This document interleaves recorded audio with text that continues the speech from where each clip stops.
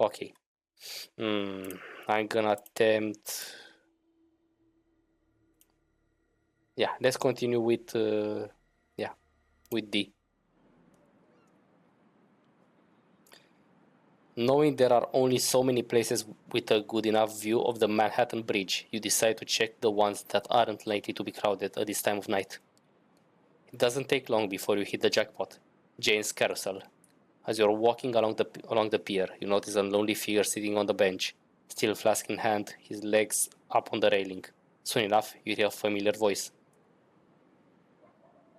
Evening turned to night, and as the final flickering rays of sunlight gave way to the kind of nocturnal shadows, so did the last of the jabbering tourists give way to a blessed silence. And yet, I couldn't shake the feeling. Pausing mid-sentence, he leans back over the bench backrest and looks straight at you. Upside down, his face looks even creepier than usual. That I wasn't alone. I have to ask, what is it with you and narrating? Takes the edge off. Just like this. He takes a sip, then points the flask in your general direction. Fancy a sip? Thanks, but no thanks. Suit yourself, kid. You're missing out. Yeah, knowing my feeding habits, no, I don't. But hey, if you like your bad news sober, there's been another one. Killing, I mean, down by the docks. Same MO, the blood, the graffiti. Yep, it was our gal, alright. Victim sucked dry, same as before. Another sign of the wall. Something about impending doom on and... Oh Lord, he coming. The particulars escape me. You know, that night I saw her. She looked so frail, so... innocent. Deep inside I was hoping she'd be spooked. Get out of town. That maybe, just maybe, that would be the end of it. But that's me, you know. Hopelessly optimistic. Any idea why she's doing it? Doesn't really matter at this point. Whether she's Kane's chosen or just a poor girl gone nuts after a botched embrace, one thing is painfully clear. He gives you a look full of worry and sadness. She ain't gonna stop. He takes a swig, as if to punctuate the sentence. So, anyway, I've set up a meeting. Neutral ground, public space. Shouldn't be too ugly. Still, I was hoping you could tag along. Is it Larson again? Nah, let's leave the poor schmuck alone for now. It's pretty clear he's just as clueless as we are. He looks away and pats the bench next to where he's sitting. You might want to sit for this. Oh, come on, it can't be that bad. Who are we meeting? Valerie. The Scourge? We're in deep shit. I'm sorry, I must have misheard you. Wanna try that again? I know how it sounds. Listen, kid, I know you two didn't exactly hit it off, but she is not as bad as you might think. I mean, in some respects, she's probably worse, but she can be reasoned with. Once again, he goes for the flask, but stops himself mid-motion. Look, the way I see it, we ain't got a choice. As much as I want to help Sana, she's clearly a few bats short of Belfry.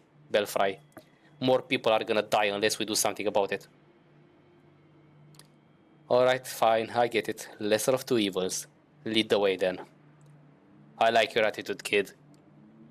I know it sucks, but hey, if there's one thing life has taught me, you don't always get what you want.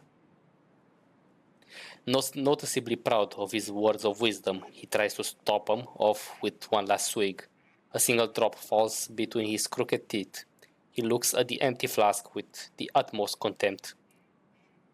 Well, ain't that fucking poignant. I don't fucking know. I don't speak French for shit.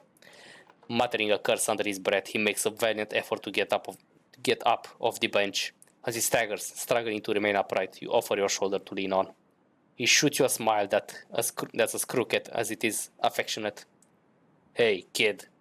You meet his gaze, trying to look friendly rather than condescending. You're alright. And with that heartfelt moment, you bid adieu to the sprawling vista and make your way towards the bridge. Next stop, Manhattan. Entering the park from Midtown Manhattan, you promptly take a spot by one of the alleys, not very deep into the park. Minutes pass. 5, 10, 15. You start to wonder if she's gonna even show up. Suddenly, you hear a familiar voice, but with an unfamiliar tone. She sounds almost nice. Hello, Jeannie. And there she is, walking along the side of the fountain. She looks less out of place here than back at the junkie-infested hovel. But only a slight margin. Damn, it might hurt. Something tells you there are only so many places she would be at home, and probably not ones you would want to find yourself in. Val. She glances over at you, barely noticing your presence. Sorry about last night, nothing personal, you understand. When I get caught up in the moment, I can get a bit intense. I can attest to that. Play nice, you two. We have some business to discuss. All work and no play, huh? Why not? She turns to D'Angelo and flutters her eyelashes. You can tell she doesn't see you as an equal, but this come hither routine is getting kind of unnerving. Lay it on me, sugar.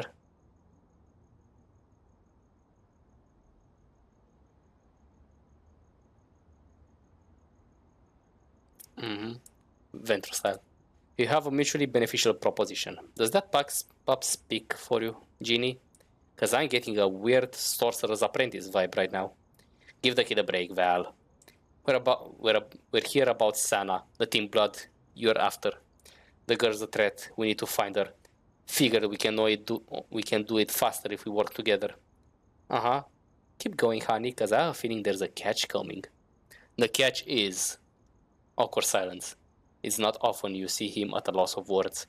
Seeing him struggle, you decide to jump in. Don't be a murderous bitch.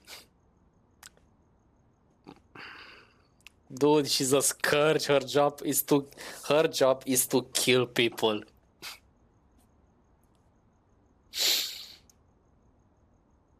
Okay, I'm gonna give it a try. I want that girl to be alive. We want the girl to stay alive. See, now that's a deal breaker right there, sugar. If you want me to even consider it, you'll have to sweeten the pot. Once again, she turns to D'Angelo. I bet tall, dark, and handsome over here might have some ideas.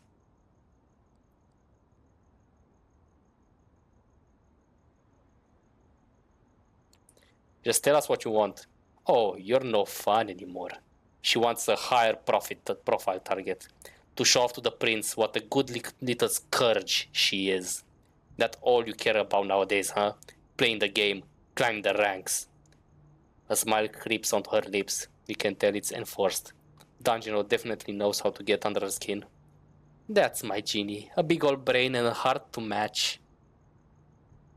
Once again, she turns to you. I knew right away he'd try to help this girl. He does love him a damsel in distress. But you, I'm still not sure what your angle is.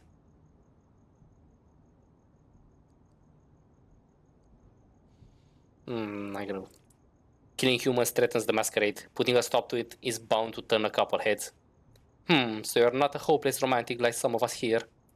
Good to know, in case you ever get in my way. So there, you know my terms. Contact me when you've made up your mind. Don't take too long though. I'm a lucky girl. I might just find your little team blood on my own. Still, I hope you can work together. We did make a good team back in the day, didn't we? Slowly, seductively, she puts her arms around his shoulders. She glances over to you, clearly enjoying how awkward it makes you feel.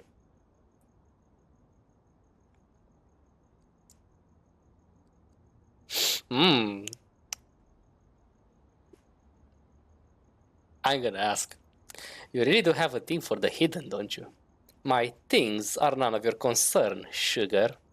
Anyway, withdrawing from the strange half-embrace, she flicks D'Angelo's nose gently with her index finger. Almost instantly, she turns from flirtatious to dispassionate. However this plays out, I have a feeling we'll meet again, sooner than later. Until then, Without sparing you another glance, she disappears down an unlit park alley. D'Angelo watches her go. The look on his face, a mixture of longing and guilt, is borderline comical. Finally, he turns back towards you, as if breaking some spell he was under. Well, that could have gotten a lot worse.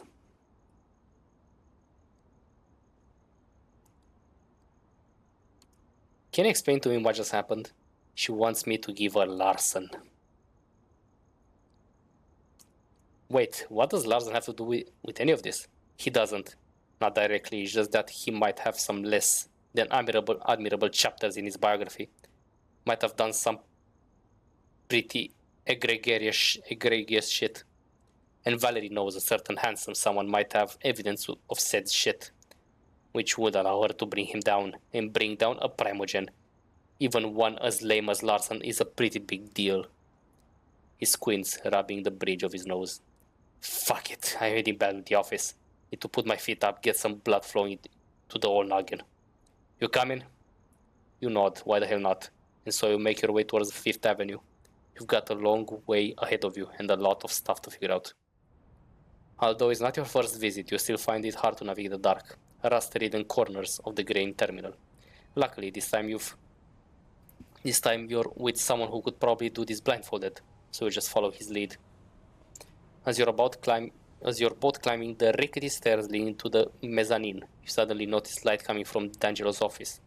A quick look assures you that no, he did not, in fact, leave it on. You bust through the door like undead Tango and Hooch, or was that Turner and Cash? Ready to unleash unholy fury on the intruders. You half expect the unarmed death squad, or an SI hunting party.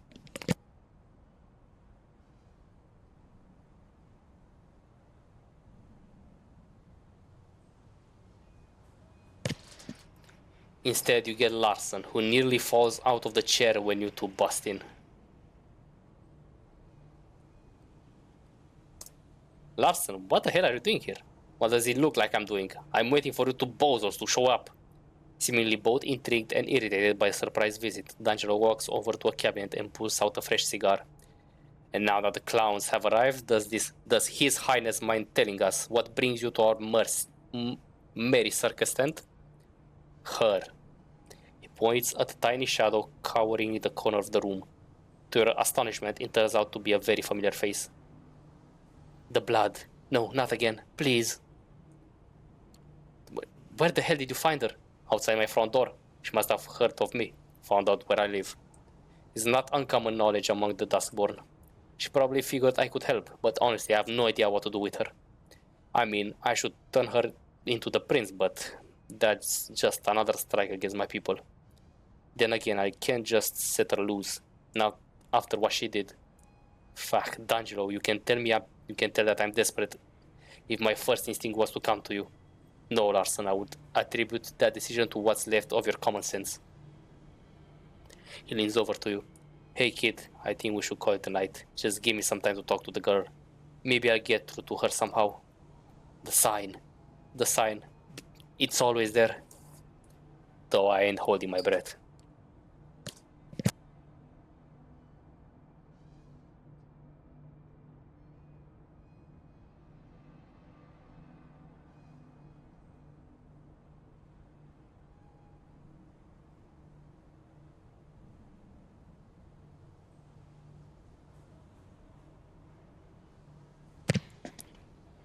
Honestly, you're glad to leave him to it. Spending the night in a small room with a tiny serial killer somehow doesn't seem too appealing. Still, you're hoping D'Angelo will be alright. He's got some tough choices ahead of him. Let's see what we're gonna do.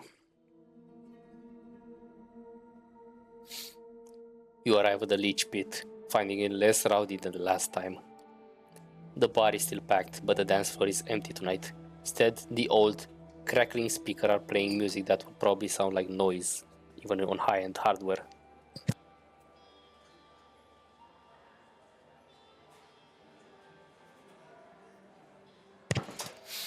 Mia is nowhere to be seen, but you remember she requested that you ask for her at the bar. You know the face behind the bar. The woman doesn't seem to recognize you though. You imagine you were just another patron in a sea of strangers the other night. What can I get you? I was told to ask you about Mia at the bar. Yeah? Well, she's not in it. She's not in tonight. She looks you up and down and the spark of recollection shines in her eyes. Oh yeah, that's right. She takes a well-worn book from behind the counter, some kind of IA vampire novel, and flips through it. She produces a piece of paper from between the book's pages and passes it to you. She told me you'd be interested in reading this. You find a relatively quiet corner and take a look at the note. T wants to meet you. I'll arrange it, but you need to prove you're trustworthy. Look around the leech pit for a guy named Bruce. Buff dude, tattoo sleeve of his right arm. I'm 90% sure he's somebody's retainer. Sent here to spy on us by the cam. Get me the name of his master and write it down on this card. Then return it to the bar. Should be manageable enough. I just need to dominate. Doesn't take you long before you locate this Bruce guy. He sits alone in a corner, 2 beer glasses already empty on this table. You take a moment to consider your approach.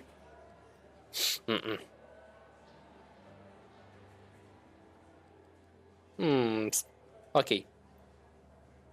Less blood spent. It might just actually work. In the end, he may be a ghoul. Retainer, okay, whatever. He's still human. Give him enough alcohol, he'll tell you what you want. Worst case scenario, I just use presents.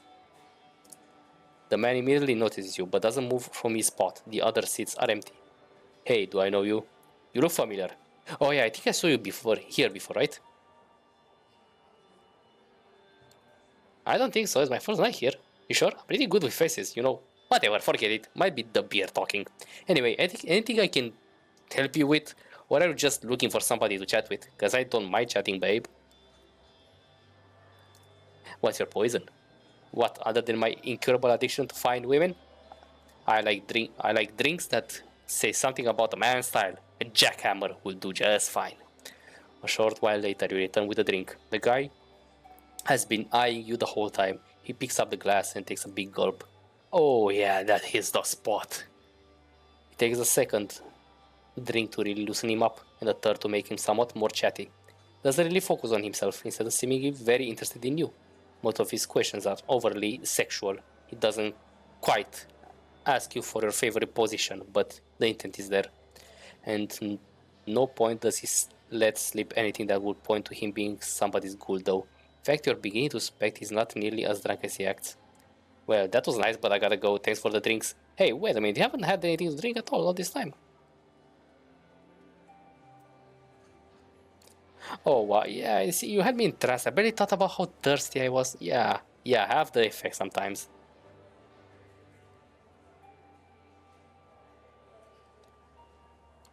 Wait, before you go, do you have somebody? Like you must be taken, right? Yeah, well, there's this woman who sometimes hires me, but you know, it's purely professional.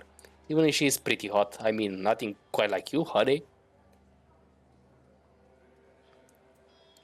Oh, I'm gonna be jealous. She's clearly on your mind. What's her name again? Samira. She's. The guy's casual demeanor changes almost immediately into the realization of a huge fumble. He turns pale and starts sweating. Listen, I really have to go. Catch you later, yeah? He leaves the bar in a hurry, looking back at you. The bar, the crowd. He almost trips over a chair near the exit. Time to leave something for Mia. You borrow a pen from the bar and flip Mia's note to the other side. Samira, you put the name down on the piece of paper. Hoping you got it right. You heard it before, you think. Maybe that night at Elysium when the Anar got executed. Yeah, that's it. It was the woman the prince talked to. She was pretty grim. Here's hoping it was all worth it and it won't come back to bite you in the ass. I have a feeling it will. Hold on a second, she wanted me to pass something on to you. She produces a cell phone from behind the counter. It's ancient, at least 15 years out of date. Oh right, and this. And an old charger for the piece of junk in your hand. They really did think of everything. She said she'll be in touch. Takes you a moment to remind yourself how to operate this thing, and you'll find that its phone book is blank. There's no Wi-Fi connectivity and no saved images. It's got a version of Snake though. The bartender is already over at the other end of her domain, taking orders from patrons. With your unasked contact nowhere in sight, you decide to move on for the night. Hopefully your educated guesses, based on the scraps of info you collected, will be enough for Mia to call you. Okay, and this is gonna be it for tonight.